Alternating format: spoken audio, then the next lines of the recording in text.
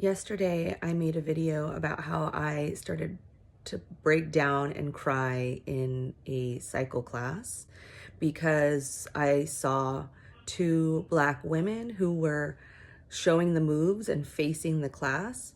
It was so shocking almost for me to see because I'm so used to seeing that white lady there.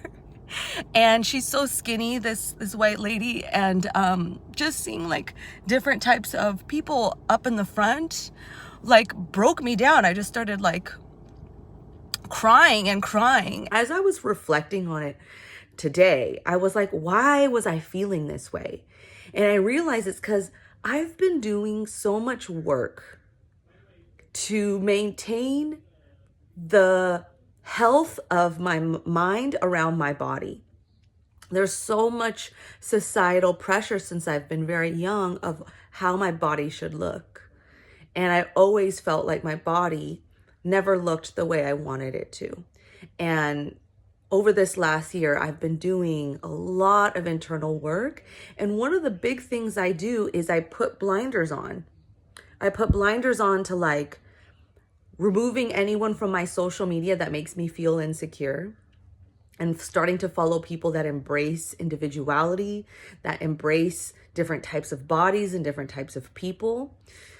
In the actual classes, I put blinders on in the class as well. I try to avoid looking at anyone else and how they're working out and how much they're pushing themselves and what they're wearing, all the cute outfits that are out there, because I don't wear those cute outfits, right? And I'm just I don't want to compare myself to how hard they're working and to what they look like and to what their bodies look like, because I'm here for my two reasons, which is to have a good time. And looking at other people and comparing myself is not a good time. And two, so that I can feel what is right for my body. When I'm working out, I'm like, does this feel good? Okay, how about I try this? Or, oh, my back doesn't feel good. Okay, I want to take a break. I want to really just make this is a practice for me to just feel what my body needs in that moment. And again, when I'm looking around and I'm comparing myself, I'm not in that state.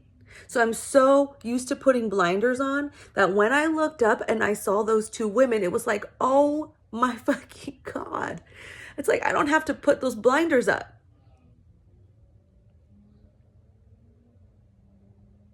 Because it feels more like we can embrace different types of people and bodies in the spotlight. And when it's still emotional 2 days later, it really fuels me to, for what I'm doing with helping people with their speaking, helping people, different types of people have a voice, different types of people. Doesn't matter if you sound timid, if you sound loud, if you sound imperfect, if you have grammar errors, if you have an accent, all these things, they don't have to be hidden away until they look a certain exact type of way that society deems is oh, this is the right way to talk. This is the right way to look when you talk. This is the right way to say words and form sentences. And it's I'm just no. The way everyone sounds, everyone's voice is so perfect just as it is. And we just need to be able to lift up these other voices, to be able to hear them more mindfully without having, again, all this societal pressure for it to sound and be and look a certain way. I'm so tired of it. But when I get to see that representation in the spotlight, I'm like,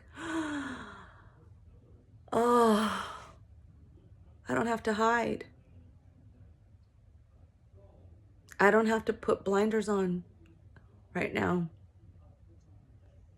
And I just want to help other people feel that way with how they share their ideas, share their creativity, share their dreams, their goals, share their input, share what they do and do not want, for everyone to feel like their way of expressing is just as valid as anybody else's. And through that, I hope to empower them to be in the spotlight so other people can also feel that relief of oh, I don't have to be this way either. I don't have to be perfect. I don't have to put my blinders on. I could just be. Yeah.